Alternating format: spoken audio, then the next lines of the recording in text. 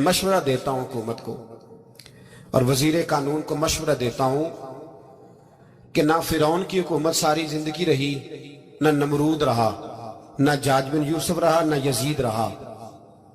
और यार दरबारी बन के हुक्मरानों की चापलूसी करते करते तुम यहां तक आ गए हो कि अब नबी पाक की इज्जत को हाथ डालना शुरू कर दिया है। और आप यकीन करें सियासी जमातों का इतना बुरा हाल है कि इनके लीडर के बारे में कोई बात करे तो पागल हो जाते हैं ये एहतजाज कर करके। और उसने डायरेक्ट कह दिया कि खत्म नबूवत का मसला ही कोई नहीं, जो दीन की बुनियाद है, किसी को परवाह नहीं। मुझे तो उन लोगों की फिक्र हो रही है जिन लोगों ने इन्हें वोट दिए हैं, वो अल्लाह को क्या जवाब देंगे। और ये अल्लाह माशाल्लाह सारी सियासी जमातें इस तरह की।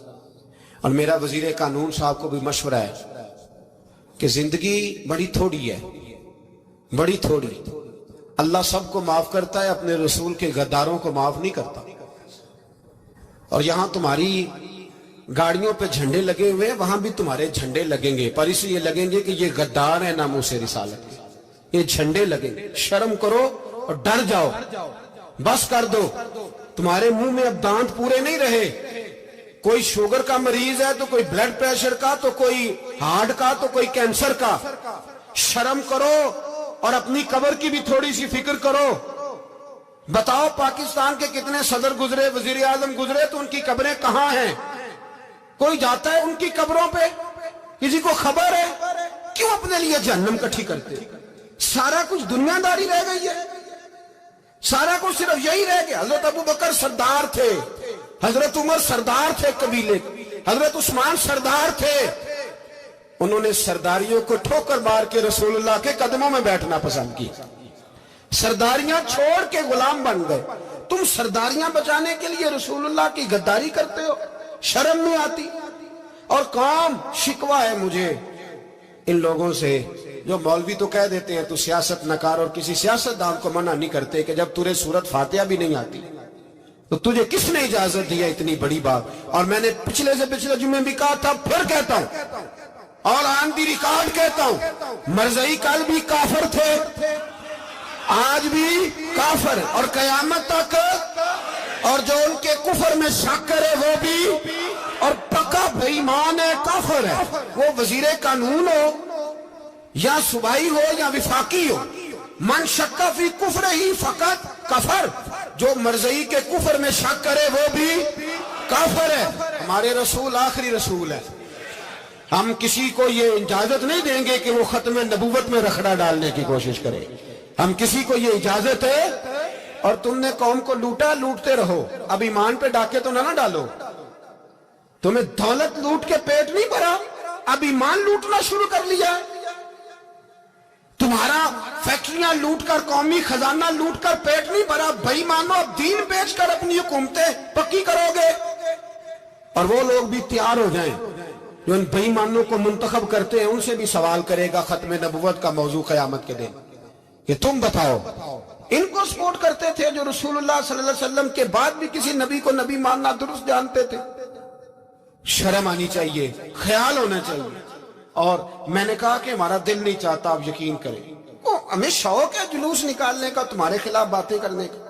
तुमने रोज थर्मामीटर निकाला होता है, चेक करते हो कि ईमान कितना है कितना नहीं है। ये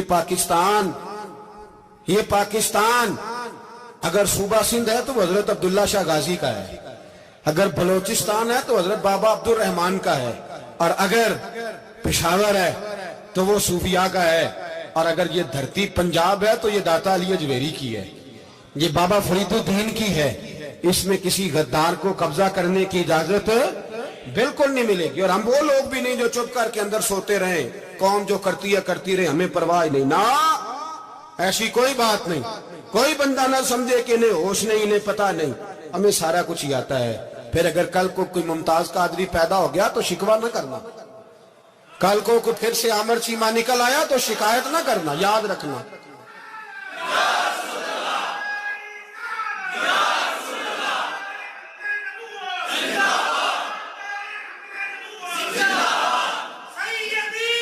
तो मेरे भाई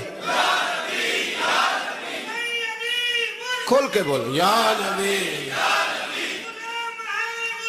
रसूल के बोलो।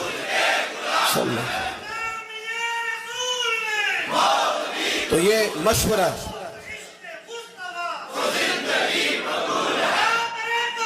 جزاک اللہ، تو یہ تمہیں مشورہ ہے.